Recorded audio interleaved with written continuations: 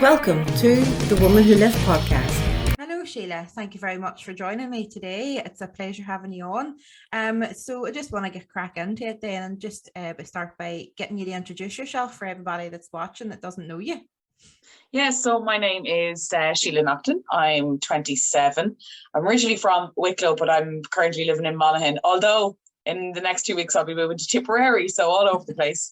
And I'm a radio broadcaster and journalist, and I also have recently started competing in Strong Woman, although I've always been, mad for exercise and working out and different things, but only recent Strong Woman competitor.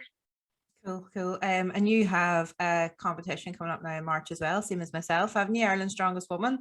We'll start then by talking about that. So how are you preparing? How's preparation going? Yeah, so obviously, as the same as yourself, I am competing in that, and I am in the, I think it's under 64. I never know what it is category, and I suppose I only started doing these competitions back.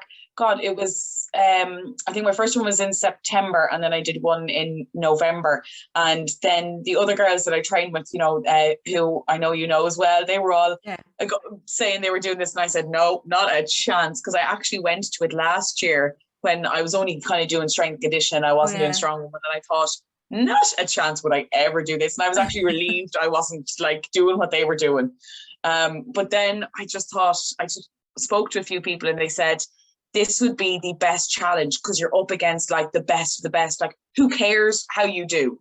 Like, just give it a go. So then we started to prepare. Then straight after that November competition, I think we took maybe a week or 2 weeks. Sorry, it's my laptop. Took maybe a week or 2 weeks, and then we got straight into it. So now I'm training kind of 4 weight sessions a week, and then one of those would be an events day. And then I do 3, I call it like active rest days. So I'll do, so today was one of those, and I did a 5K run, and I'll do a bit of core, and then I'll do either a walk or a run depending on how I'm feeling. So if I would say on a lighter week, I do an extra run, but if it's a very heavy week and I'm tired, it'll be walking and course on the rest days. So that's kind of my setup. And then I get my steps in, but I just like doing that because I get to listen to podcasts. So. So what did you do, or what did you do sports before Strong Woman then?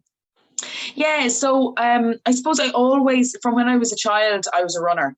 Although I'm 4'11", so I'm very small. And I think when I got to about under 17, I realized I was a sprinter. So I was a 100-meter sprinter. And I was looking at all these girls with legs going on for days at the start line. And I was like, oh, I'm not really getting any taller.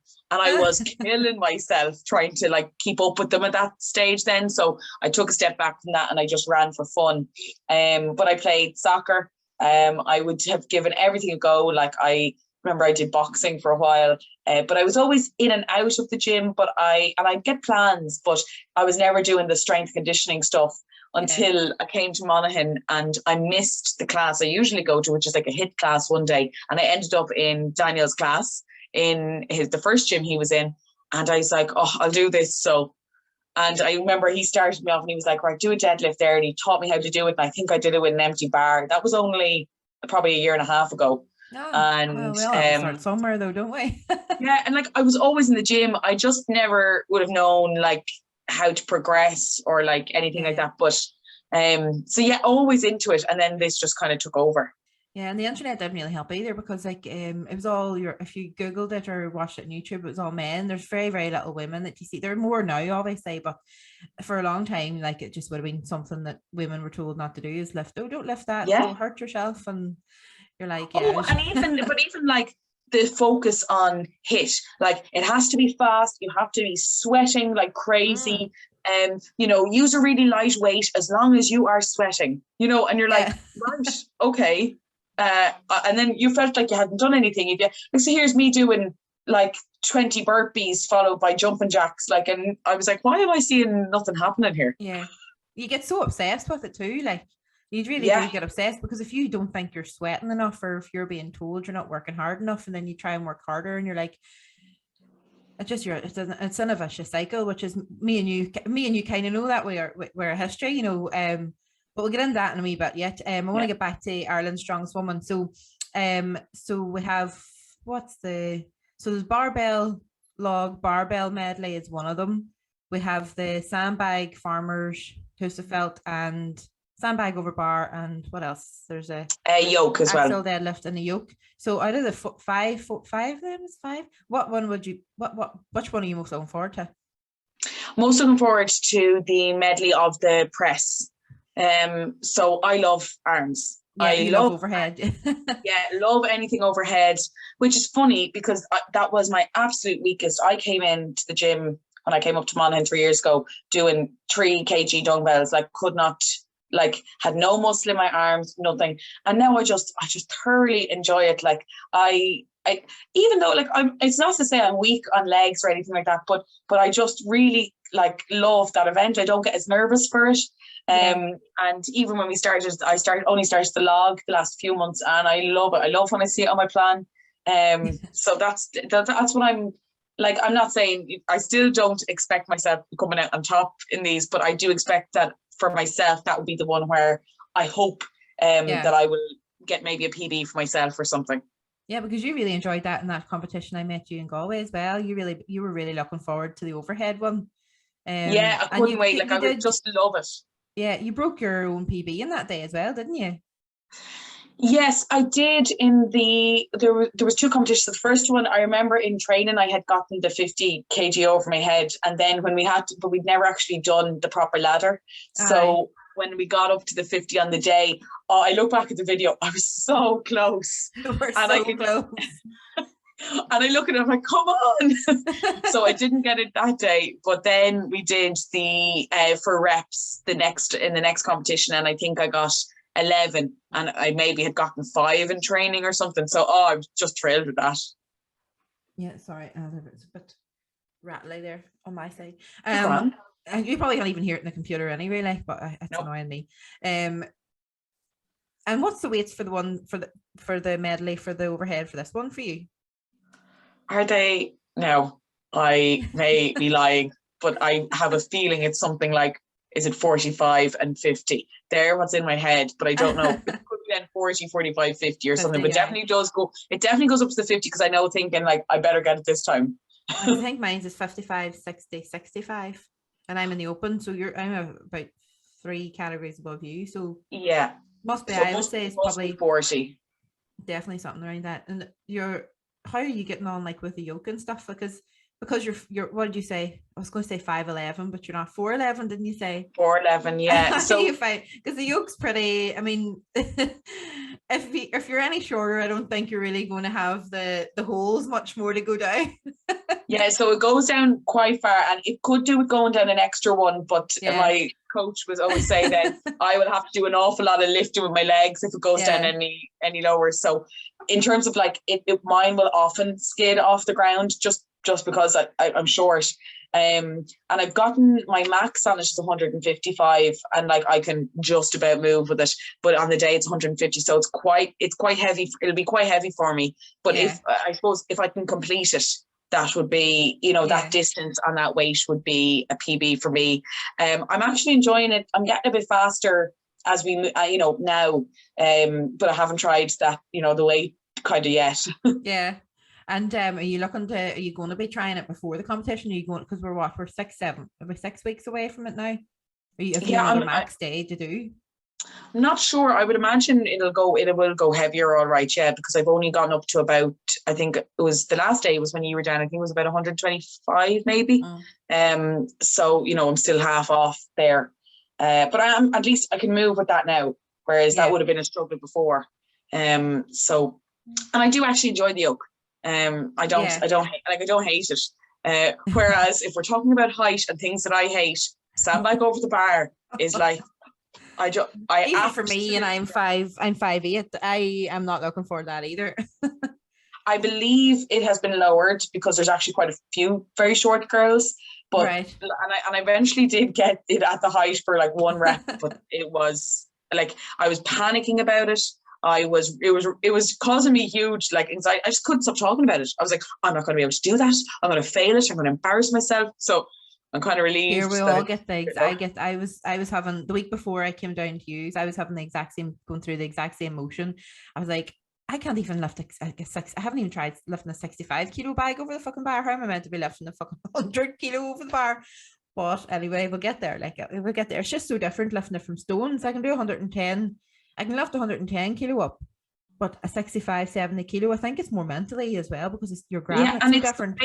It's the way it falls as well, though. Like, if you can get the stone to the bar, you can push it over. But whereas this, it'll get stuck and it'll come back on you. So I know that it's my technique, and even in the medley as well, which I don't mind, like, because I would have run and stuff, my cardio is not bad.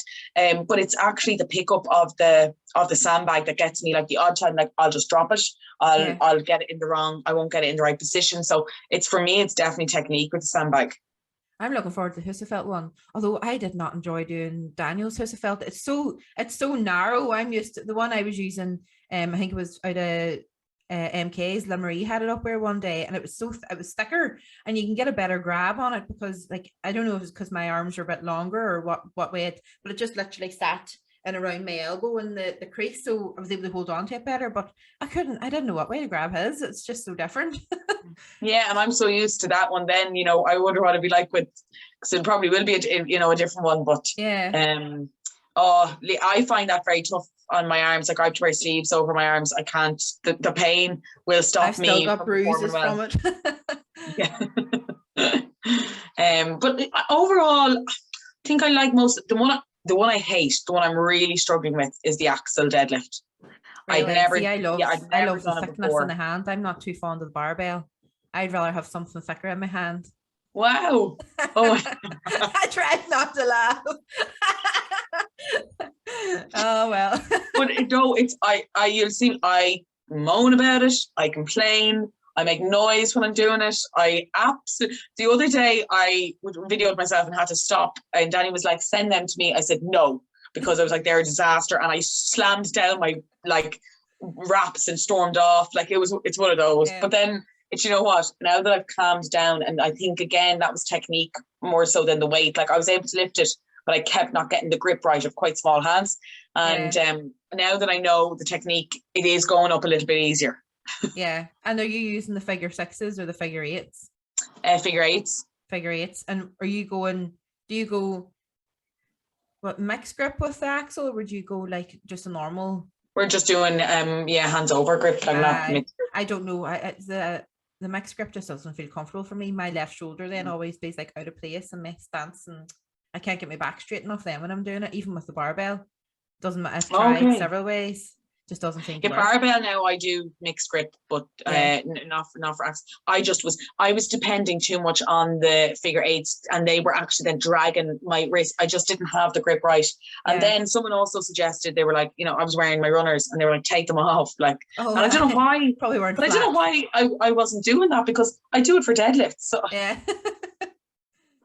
What's the weight? Your weight's what? 130, 140? 130, yeah. 130. But my max deadlift is 132.5. So like it is quite heavy for me to get reps. But look, if I could get one, sure, it'd be great. Yeah, it's by getting numbers on the board for just for yourself more than anything. And if you do end up winning it, hey. So that's the main goal. Like, that'd be cool. And it was the same for me. Like, I'm just going to just put numbers, and like I've a list of stuff. I just want to make sure I hit X amount of numbers on the day, just so that I have something to aim for. Because I mean, then the day we're up against like some of Ireland's best, and that's it. My third or fourth competition, and I'm only 7 months into it as well. So I'm not expecting. I would absolutely love to win it, but I don't think it'll be my year this year. But we'll just go with go with the flow. That's the thing. I think I'm about 6 months in, and I mean, I used to watch like the girls that I'm going to be against now. Like, I'm thinking of like Mary and Maria, incredible competitors, and I would have watched them and like fangirled over them. And now I'm against them, but I don't feel like that's why I'm not going in defeated. I'm not going in, and I don't want. It's not, when I say I'm not going to win, I don't want people to say, "Oh, stop that." It's not that. It's that, like, I'm very aware where I am in comparison. But it's going to be amazing to be able to say, "God, I did that, and look who I did that with." Yeah, exactly. And they'll be there cheering you on as well. Like, even just the thought of even working up alongside Aisha and Gemma and I don't even know, and Kayla and all, like, I think there's 6 now in our category, so it's going to be a really, really good. It's going to be a really good competition. Like, so hopefully it's all. I think it's even numbers. So if they're going to be going head to head, it'll be pretty cool to see who you have to go up against. Oh dear, it'll be good crack. And sure, it's just another good thing for the women, like. Yeah, absolutely. Like, I mean, look, we keep going on about why people getting involved, and then imagine then us chickening out and doing something like this, like, so I feel like a bit of a hypocrite. Now, so we've kind of covered everything about the Ireland. Is there anything else you want to talk about for that? Are you happy enough? No, happy enough. I just suppose it would just, like, it's great discipline, it's great routine. So, I'm enjoying the training even. So what about your nutrition then? So obviously your background, you've had an eating disorder, you still suffer with it, you're obviously still in recovery like myself, but how do you mentally, tell me your story on it, basically. Yeah, so for, like, I suppose in brief, because it's a very long story, but I am in recovery from anorexia for about 4 years now. But I would have had a plethora of eating disorders, like, when you know yourself, you fall in and out of different types of ones, and I've possibly been engaging in behavior since the age of 7, we think. Right. Is when, now that's through therapy that I discovered that. I would never have known that at the time. And I mean, all the way through school, on diets. I got brought into, considering I'm a smart girl, I was brought into every fad that you could think of. I bought every detox tea out there. I really was very gullible to that kind of thing.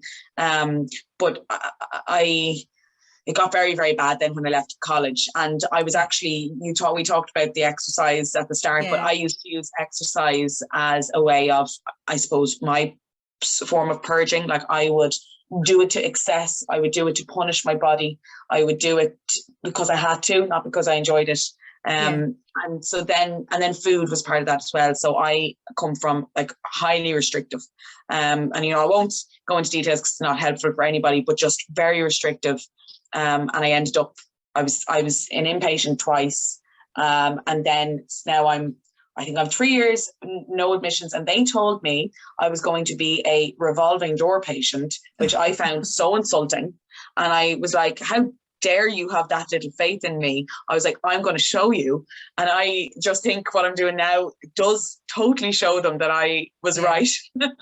But so I'm doing very well, but you'll know yourself, it is a daily thing. And food, because you have to approach food like easily 6 times a day. So it's tough.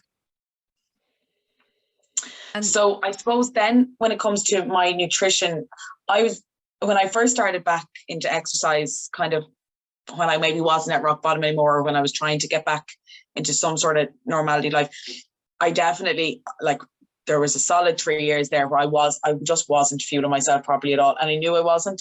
And I would, but at least you're aware that you weren't at the same time. That's a very good, if you weren't aware of that, then you'd be thinking, if you were looking at it outside, you'd be thinking, is she ready to go back, to, looking after yourself and eating right? It would be for, like, the counsellors or whoever you were looking at or looking after you, that would have been triggers for them to think, maybe she's not quite ready, so maybe she needs a wee bit extra support. So that's good that you were able to see that.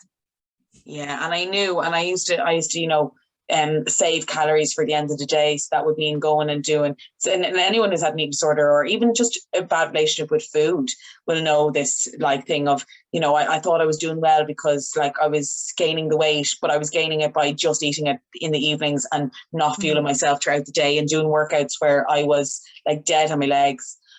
So then eventually I was like, you're going to have to change something here. And I actually didn't like the way I looked. I never have been totally happy with how I look, because that's part of my disorder, but I was particularly unhappy because I no longer even looked like myself because of the way I was eating and things. So I was like, right, something has to change. So I got a dietitian who specializes in eating disorders, but I also got a coach who is actually online, but he's been very, very helpful, and is specifically geared towards people who train. So while my dietitian is the eating disorder side of things, and she helps me kind of tackle fear foods and things like that.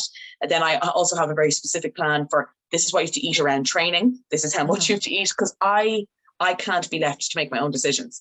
I admire anyone who can make their own meal plans, but I can't do that. Because my brain will then tell me, no, restrict that. So I just need to be told. So so nutrition, I'm actually quite strict with it. I suppose I'm a bit rigid, but I have to be because I can't allow for, like, I just can't allow for any questions around my food. So that does mean that, so, I still struggle to go maybe out for meals or things like that, or go off plan.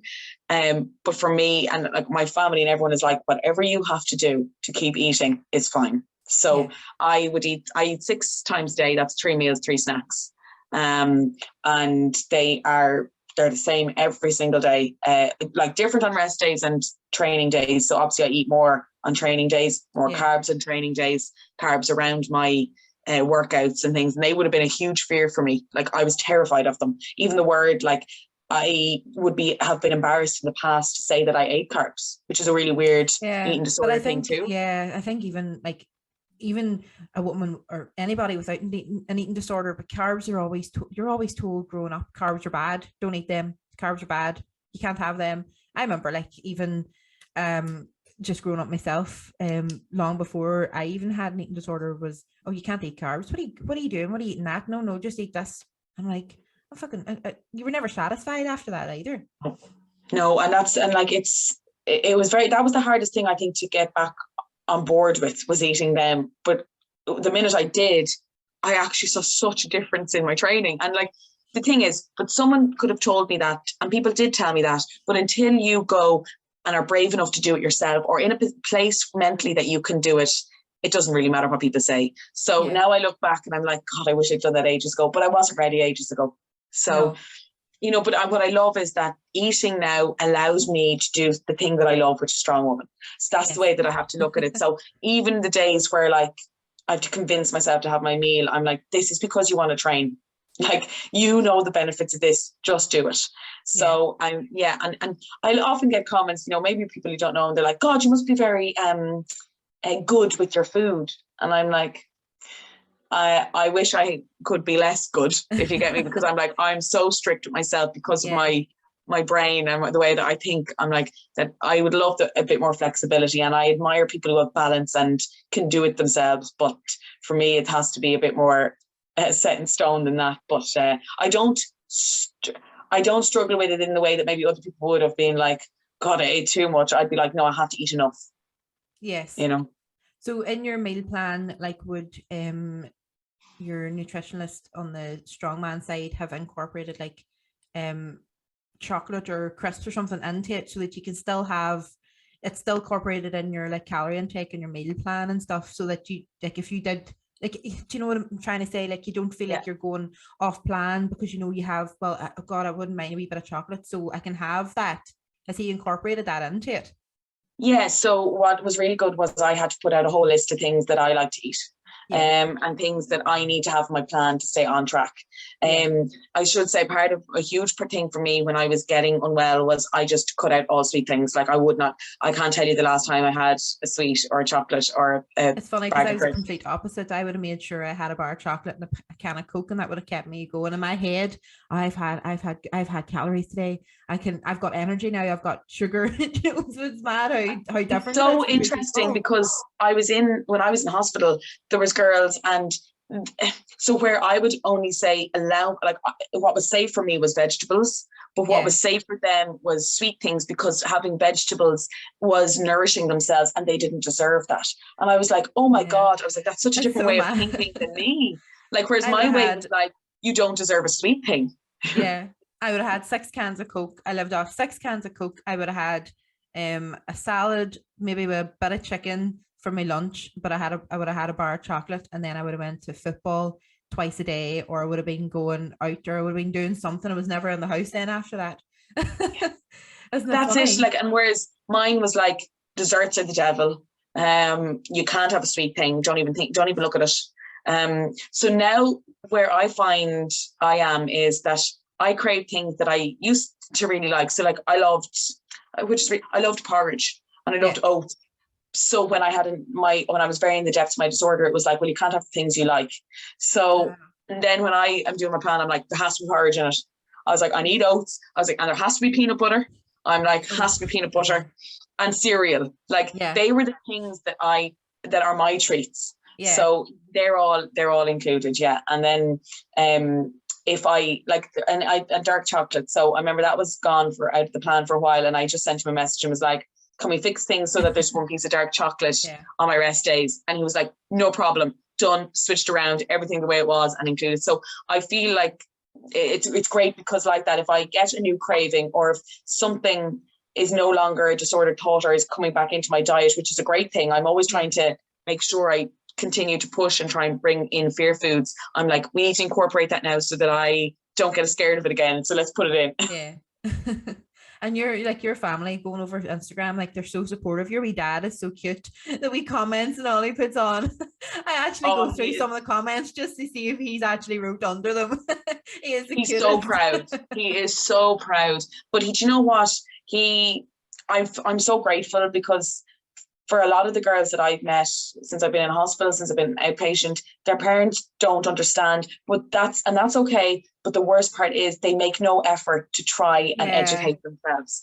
And they make assumptions and they don't ask the person how they're doing or feeling or, you know, what it's like for them. Whereas my parents, they went to courses, they did online seminars, they would ask me really tough questions. Like my dad set up his own Instagram to mirror mine so that he could tell people what it was like to be a dad who has a daughter with an eating disorder. Like I feel so supported. That's not to say that at times he and my mother don't say stupid things. Yeah, they're parents at the end of the day. They're going to say stupid things. Like when I was getting into Strong Woman being like, are you going to relapse now because you'll end up huge? And I was like, Mom, I'm not going to be huge. If anything, I was like, I'll probably be fitter. And she was like, just watch yourself, you know? Yeah. Right. That's a proper wee Irish mommy thing too, though, isn't it? Yeah, like she hears Strong Woman and she's like, wait, so are you going to be massive? No. But look, no, I feel like food is something that they're very supportive of me with as well. Like if they're having dinner, they'll be like, what are you having? Or do you want us to include you? Or are you okay by yourself? You know, everyone's very understanding. But I think it's because I'm really open. So even my aunts and uncles, they'll sometimes message me and be like, so we're having a gathering. We know you find that tough. Will we cook for you or will you bring your own? You know, and I'm like, I'll bring my own. They give you that flexibility as well. Yeah, so it's very easy for me, I think, compared to maybe some other people in my position because people are want to accommodate me, and then that makes what I'm doing now when I'm very strict with my meal plan, like it makes people more accepting of it. Yeah.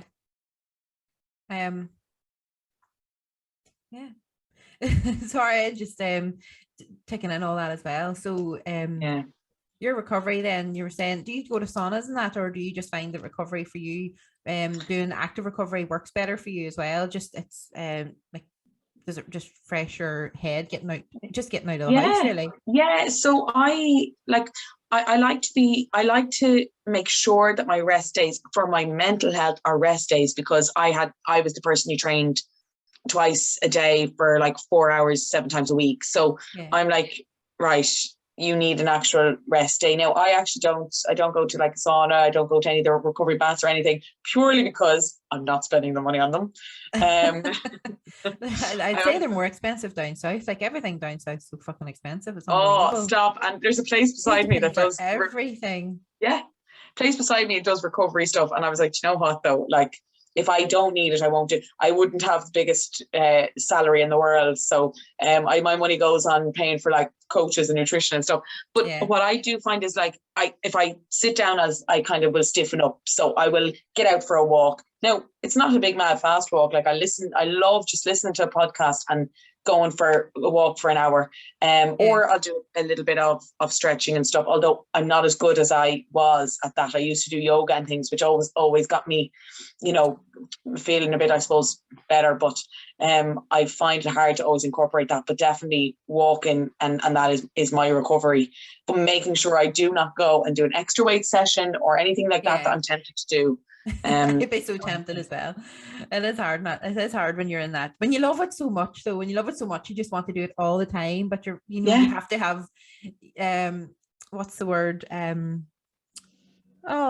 head's away. It'll come to me. I do things like this. My head. I just have wee blonde moments. It comes to my head and then it just disappears. No, I get what you mean. Like I say to people, I'm like, God, I can't wait to go to the gym. Like, and when someone says, oh, I have to go later, I'm like, oh, you lucky thing. Like, so that's why it's hard to stay away. But I know that actually mentally I'll be much stronger if I do that. Yeah. Discipline, that's the word. You have to have discipline. Yes. I find though on my deload weeks, I find it tougher to go to the gym on my deload week because I'm like, oh, it's deload, sure, it'll be all right. I can just sit at home, sure. I'll not have to actually go and do it. That's when I start to struggle because I'm not lifting heavy. I'm just lifting wee light weights. My deload week was last week, and I went in and I was like, I'm actually sticking to the plan. And Danny was like, well done. And I was like, no, because he knows I'll be like, deload, whatever. I'm adding 20 kilos onto that, and I won't do it. But I was like, no, I probably really will need this in a few weeks. So I did it right. But it's tough. It's hard to do a deload week because you're like, oh, I'm not pushing myself. Yeah. But it's also, as you say, it's discipline again to be like, this is what you need to do. This is all part of it. Mm-hmm. So be as disciplined in this as you are with your heavy training, Yeah.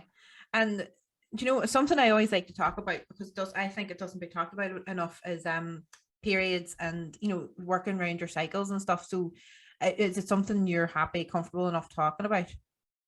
I'm comfortable to talk about it, but I don't get one.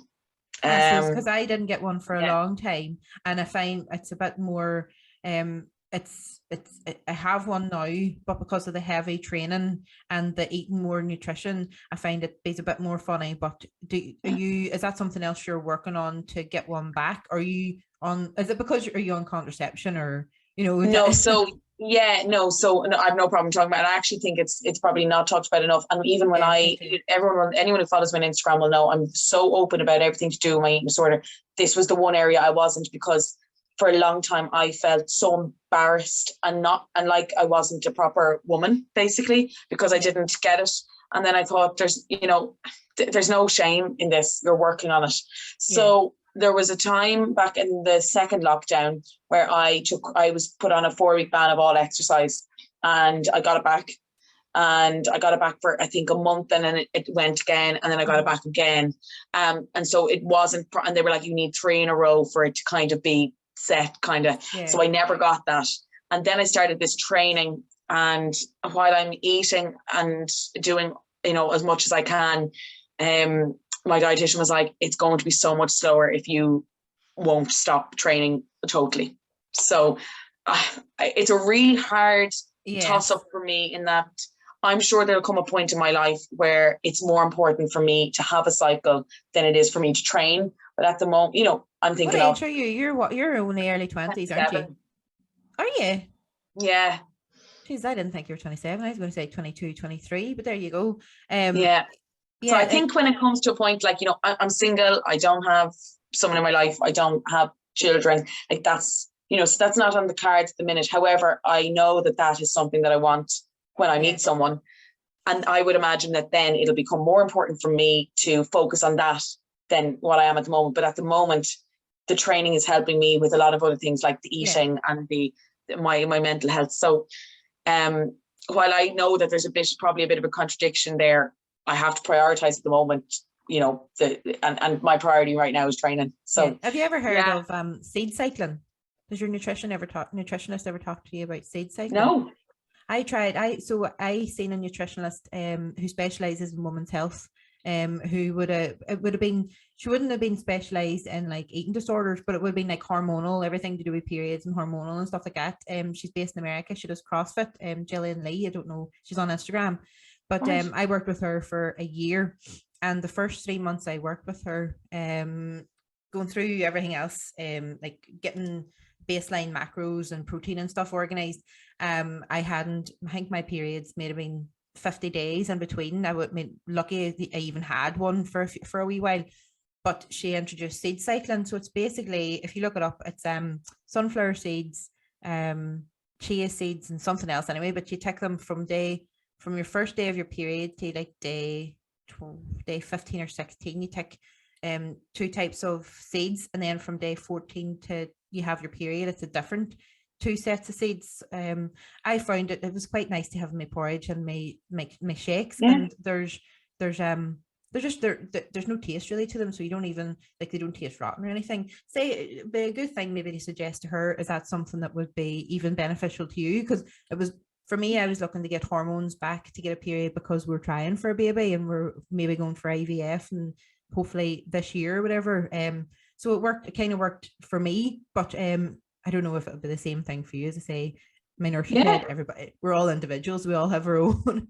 But it's so, look, I'm one of these people, like, I'm like, I will give anything a go. Like, even when I was in recovery, really, and they'd have different things. I remember in recovery, they were like, there's this workshop, do you want to try it? And I was like, yeah, sure. I was like, what, if it doesn't work, I didn't lose out on anything, you know? Yeah. I'm trying to think. Well, that was definitely 100% helped me. I'm not as rigidly strict on it now because I have a different nutritionist, but I do try my best to remember to take it every day when I do remember. No, but it's something that it is something I think about, but at different points it becomes more important. You know. It wasn't as important for me 3-4 years ago, because I was in a different mental health state myself, but now I'm getting on. I'm nearly 31, so and I'm thinking about kids. So yeah. Actually,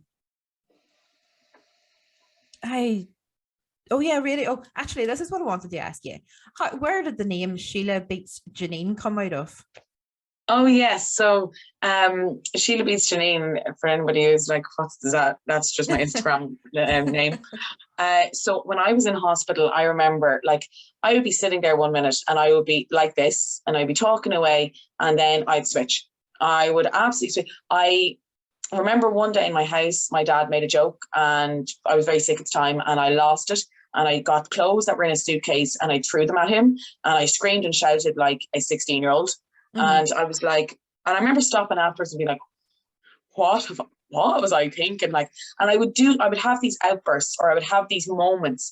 And like, even in the hospital, I think I threw food on the ground one day because a nurse pissed me off. Like, and I remember being like, oh my God, Sheila would never do that. Like, I was like, I'm polite, I'm respectful. I was like, my mom would kill me if I did that. Like, so I remember thinking there's just something here. I was like, that's just not me. And there was the voice, my eating disorder voice, which is so nasty and so strong, it makes me do that and makes me behave in ways that I don't associate with Sheila. I was like, okay, that's somebody else. So me and my sister sat down and I was like, I think I'm going to name it. I was like, I don't know if this makes me sound like I'm mad. I was like, but I'm naming it. And she was like, right. So we sat and we tried to think of a name. And I was like, right, I don't know any Janines. I was like, and I don't really like that name. I was like, so let's just go with Janine. I'm sure there's lovely ones out there, but I don't know any. And so we went with that. So anytime it helps me to discuss how I'm feeling. So if I'm with my counselor and she was like, who's talking to me now? I'll be like, oh, Janine. Like, so if I'm saying something nasty, like, I'm so fat today, I'm so ugly, I'm so this, she's like, Sheila's not saying that, is she? And like, I can just hear that little niggling voice, which I just refer to as hers. So Sheila Beats Janine is me, which I think I'm kind of winning at the moment, to be honest. Yeah, you really are. Yeah. So that's just what that is. I've been criticized a number of times for doing it. Some people say it gives it too much power, and I shouldn't do that. But you know what? I'm like, that's fine. Then you don't do that. But it helps me. Yeah. And you have to find what helps you, is right. It's not about anybody else. It's about you at the end of the day. And like I've been told in the past, I'm narcissistic, and I'm mainly narcissistic about, always thinking about me, or always thinking, I don't always think about myself. I'm always thinking about somebody else, but somebody else looking in, they just think that I'm constantly thinking about myself and the world evolves around me, which it doesn't. But that's actually a good way to put it. Like, even the wee voices in my head, I would still get every so often, and that's the way I've actually thought about it before. It's not actually me it's not me thinking like the proper Nicole. That's not the way I would think either. So yeah, I really and I think it's not even just people who have like an acknowledged mental health problem. Like, I have friends and they'll say things like very nasty about themselves, and I'll be like, that's a little voice telling you that. And like, you know, we all have, it's whatever that negative thing, like we always think of affirmations, but you've negative affirmations, like telling yourself like, you're not worthy, you're not good enough, that's not good. That's that little voice, and everyone has it. It just, I think in some people, like for us, for example, it got so strong that it made us, you know, have certain behaviors then. But everyone has it. Definitely do. Everyone definitely does have it. It's like, do you know, try the film Pinocchio, the wee what do you call the wee insect in that? Not Jiminy Cricket. No, it's not Jiminy Cricket. No, there's somebody in that. He's like a conscience or something. Conscience, or he's your, I know who I can picture. You know who I'm on about. That's whenever you said, when you're talking about that, that's what popped in my head is Pinocchio, because something in that just made me think about your conscience or something. It's not you. It's not like Davy Crockett or something, is it, or something like that? I think so. I'm not even sure myself now. I'd actually have to Google that later on just to see. So that about, I think, nearly rounds us up. Is there anything else that you want to talk about? I have a couple of fire questions to ask you before we go off. I don't tell anybody about that until like after. But they're not wild bad ones. But is there anything else you want to chat about before?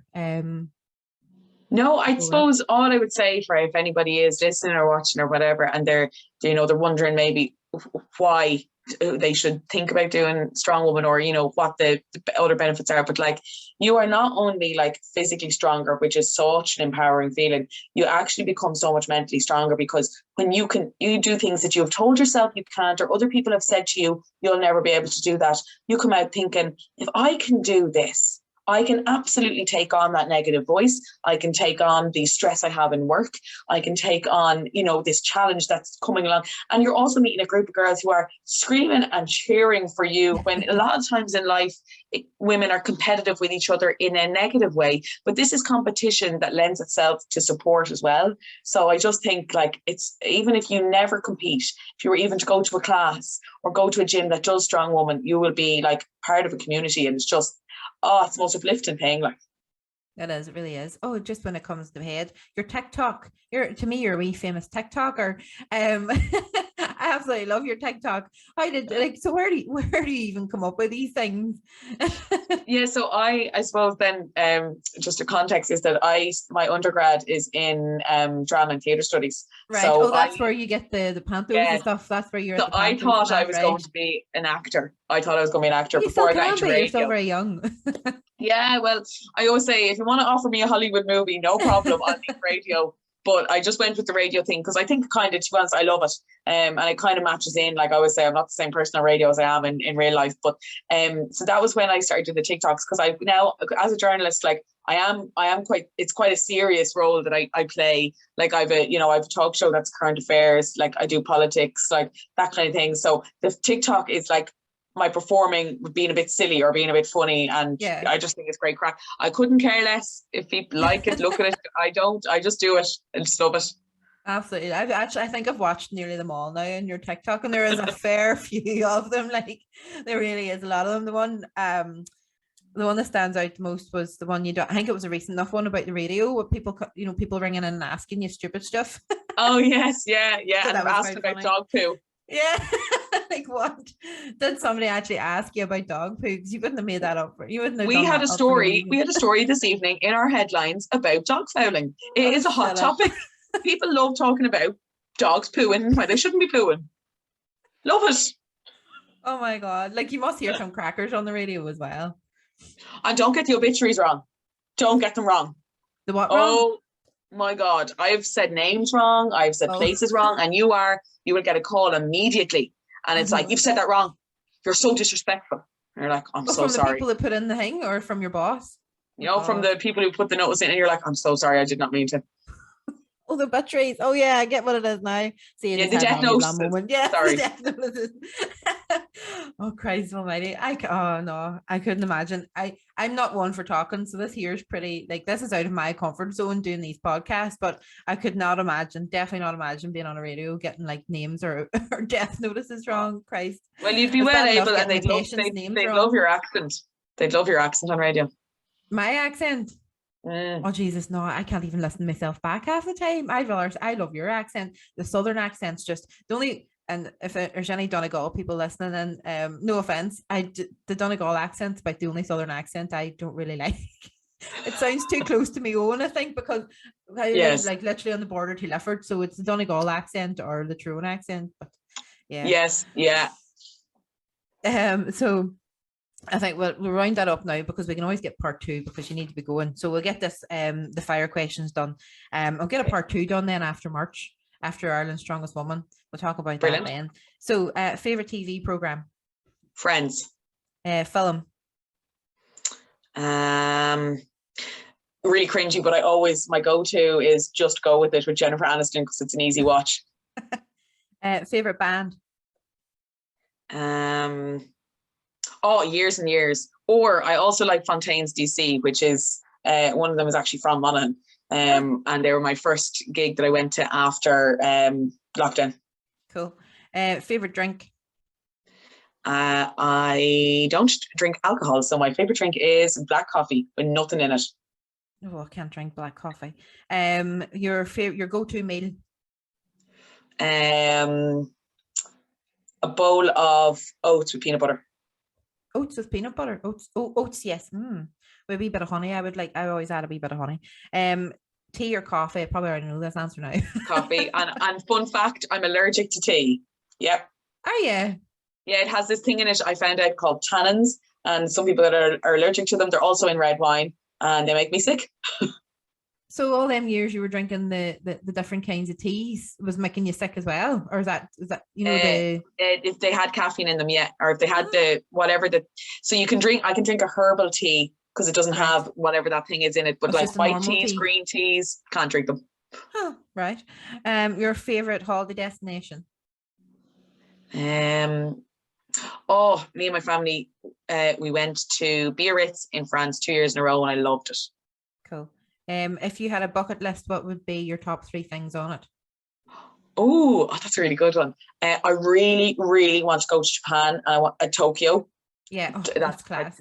Holiday of a lifetime. I want to do the Camino, and I don't even know if it's a bucket list thing to say, but like, I suppose it's like my dream job really, but I would love to be like a reporter or a correspondent on like a national either radio station or TV. Cool. I could definitely imagine you on TV. Are you an early bird or a night owl? Early bird, up at probably like 5:30, 6:45 most days. Is that for work as well, or is that an Andrew days off? Sometimes for work, and then if I'm not working early, I'll be going to the gym at that time anyway. So, and at the weekends, like the latest I stay in bed is 8:00. Oh, come to think about that, I'd probably be up around the same time too for work. Favorite superhero? Who do I like? Actually, it's probably not the most popular one. I love the Marvel movies and I love the Ant-Man movie, so I'm going to go with Ant-Man. Your favorite fancy dress if you were to dress up? That's a tough one. I love dressing up as like I hope I don't offend anybody, but like, you know, like a Dublin like Hun. That was like that's like my go-to. I don't know why, but I've done that so many times. Oh God. Your favorite gym day? At the moment it's the day I do log. Log, yeah. Your favorite city? Anything arms. Anything arms. Favorite city?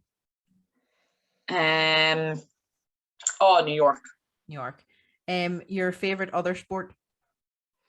Soccer. Your best the performance you're most proud of, doesn't have to be strong woman, can be anything like in around life. I think it's probably a bit of a strange one. When I was about 15, I did the recitation competition for community games. So that's like an All Ireland, like loads of different competitions. Yeah. And I got a gold medal in the solo drama thing in it. And I loved the piece I did. I was so proud of myself. And like I've done loads of performances in my life, but I really loved that one. Could you still do that performance now if you were to do it? I actually just about 3 months ago got through to the All Ireland finals for SCORE, which is like to connect to the GAA, doing the recitation. It was a different piece, but did that. So I'm still doing it. Who is your greatest of all time strong woman and strong man? Who would you look up to? Oh, I probably don't know enough of them, to be honest. But again, it's going to sound so cringy, but the reason that I started is Maria Smith, who lives around here as well, and who I just watched and thought, like, even I always say to her, like, before she knew me, I used to watch her in the gym I went to and be like, she's amazing. And then when I met her, I was like, I have to tell you something. I used to watch you in the gym. So I just think I really admire like what she can do. So yeah, she's very impressive. And in terms of strongman, I think, to be honest, I don't really know too many of them. I suppose the ones that springs to mind is Paul Dwyer, who, because, and I suppose it's because he's Irish and he's so at the top of his game. And I watched him at so hilarious. watched him at Ireland's, was it Ireland's Strongest Man up in the north there? This year was UK's, I can't remember, but watching him was like, I was speechless. But also, actually, Killian Groom competed in that and came second. And I remember when someone told me his age and that, where he had placed in relation to like them, I just thought that was incredible as well. So I think they're impressive. Yeah. Your person you most admire? It's always very hard to choose between parents, because that's who immediately springs to mind, and I admire them both for different reasons, and I'm only going to single out my dad because I think when it comes to everything in life, when it comes to work, exercise, food, everything like that, he is the beacon of balance. If people could have balance the way that my dad does in their life, I think we'd have less people with eating disorders. I think we'd have less people with the problems. So look, and while I'm sure he, sometimes life isn't always as easy as it seems, I admire his ability to have such balance. But I also, my granny, his mother, I always thought that she was incredible. She lost her husband in her 30s and brought up 2 kids with no, by herself. She struggled with her own mental health, and she beat breast cancer. Like, she was incredible. I just thought she was amazing. So cool. Your favorite animal? Cats. And particularly Pippa here. Is the cat there? Yeah, where is she? Oh yeah, hold on. Come here. Here's Pippa. Oh, she's a class colour too. She's half asleep. Did you vomit on my carpet? She vomited on my carpet.